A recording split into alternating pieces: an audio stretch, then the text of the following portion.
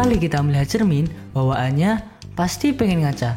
Entah ngecek rambut, wajah, bahkan pakaian kita pun juga ikut menjadi perhatian kita. Tapi pas lagi ngaca, pernah gak sih kamu berpikir, kok bisa ya wajah tiap orang itu berbeda-beda? Yuk kita cari tahu. Tidak perlu jauh-jauh deh. Model rambut tiap orang pun bisa berbeda-beda kan? Perbedaan ini terjadi karena adanya keanekaragaman hayati. Apa sih keanekaragaman hayati itu? Keanekaragaman hayati pada makhluk hidup menunjukkan adanya variasi, bentuk, penampilan, ukuran, serta ciri-ciri lainnya. Keanekaragaman atau biodiversitas ini dapat terjadi pada berbagai tingkatan kehidupan, mulai dari organisme tingkat rendah sampai organisme tingkat tinggi. Secara garis besar, biodiversitas ini dibagi menjadi 3 tingkat. Kita akan mempelajarinya satu persatu ya.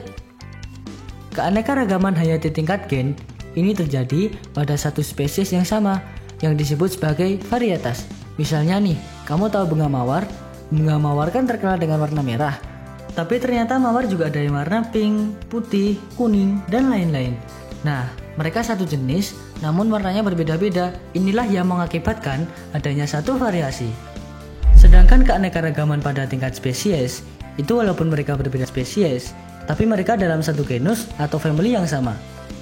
Ada singa, macan, harimau, dan kucing.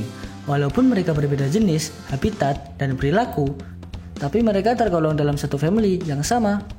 Terakhir, ada keanekaragaman tingkat ekosistem yang terjadi akibat perbedaan letak geografis sehingga mempengaruhi perbedaan iklim seperti curah hujan, intensitas cahaya, temperatur, dan lamanya penyinaran. Ekosistem sendiri ada ekosistem darat dan laut yang tentunya memiliki flora dan fauna yang berbeda.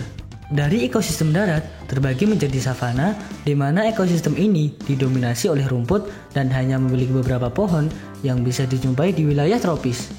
Selanjutnya ada padang rumput, hampir sama dengan savana, bedanya adalah di padang rumput tidak ada pohon sama sekali.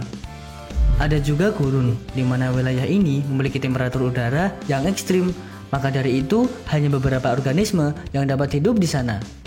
Sama halnya dengan hutan gugur, taiga juga didominasi dengan tumbuhan yang daunnya berbentuk seperti jarum. Dan yang terakhir ada tundra, di mana tundra itu kebalikannya dari gurun seperti benua Antartika. Sedangkan untuk ekosistem perairan itu terbagi menjadi 2 macam, mulai dari ekosistem air tawar berupa danau, rawa, ataupun sungai, dan juga ekosistem air laut berupa pantai pasir, terumbu karang, dan laut dalam. Komponen biotik ekosistem perairan itu terdapat 5 kelompok besar. Ada plankton, nekton, neuston, bentos, dan previliton. Indonesia itu merupakan negara yang sangat kaya akan biodiversitasnya, yang mengakibatkan flora dan fauna di Indonesia sangat beragam. Oleh karena itu, kita sebagai generasi milenial harus terus menjaga kelestarian biodiversitas Indonesia. Nah, itu tadi tingkat keanekaragaman hayati yang bisa kamu pahami ya. Semangat terus belajarnya. Sampai jumpa.